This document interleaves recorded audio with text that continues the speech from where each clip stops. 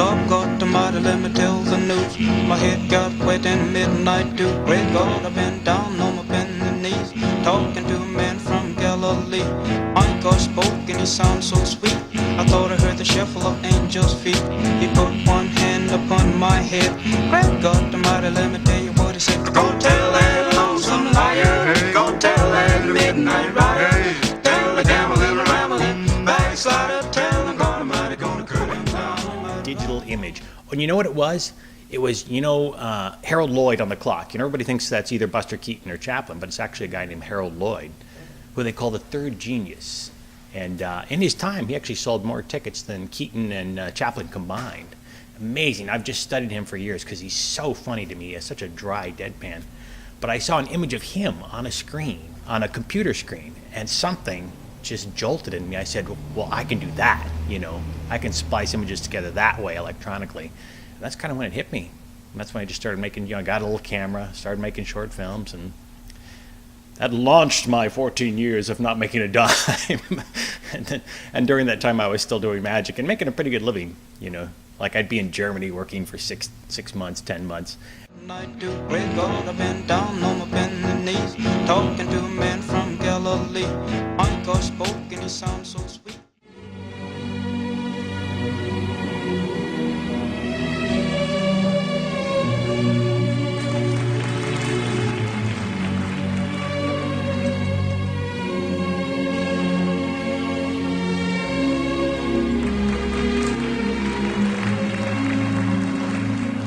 I think I was the second youngest guy to get into the Magic Castle, which is a place in Hollywood that also houses the Academy of Magical Arts.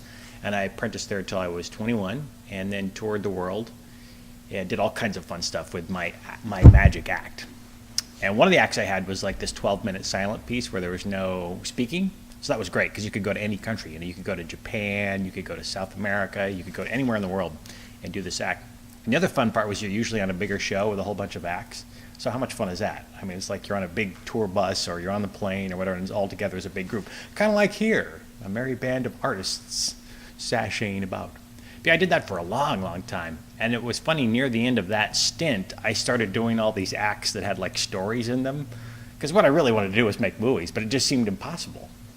I remember being backstage once and going across the street to a bookstore and pulling a book off the shelf about filmmaking. This was while I was doing my magic act.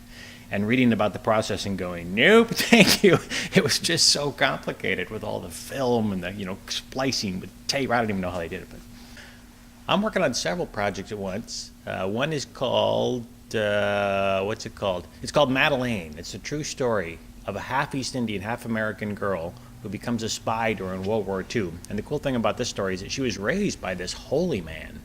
His name's Hazrat Inayat Khan, and he was actually father of Sufism here in the West. The first dude to bring the ideas of the Sufi order to here to the West. And I don't know what year it was, but he meets this woman named Aura Ray Baker. They fall madly in love. They go back to Paris, which is where his home was, this beautiful home called Fazil Manzil, right on the outskirts of Paris. He raises this beautiful half East Indian, half American daughter as like a pacifist. And then she becomes a spy during World War II. And they fly her back behind enemy lines. And for, I think it was 120 days, she was literally the only free voice between occupied France and the Allies in London. I mean, it's the best script in the world. It's like a page turner. So I can't wait to make that. Based on a true story.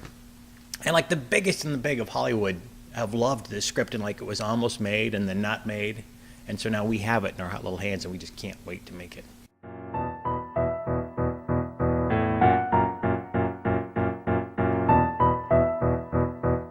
Dog got the mighty, let me tell the news. My head got wet in midnight dew. Great God, I've been down on my bended knees, talking to a man from Galilee. My God spoke and he sounded so sweet. I thought I heard the shuffle of angels' feet. He put one hand upon my head. Great God, the mighty, let me tell you what he said. Go tell that lonesome liar, go tell that midnight rider, tell the gambling, rambling, backslider, tell the God Almighty gonna cut him down. Run on for a long time, run on, ducking and dodging, run on you for a long time. Let me tell you, God Almighty gonna cut you down. You might throw your rock, hide your hand, work in the dark with your fellow man. Show us God made you rich and poor. You gonna reap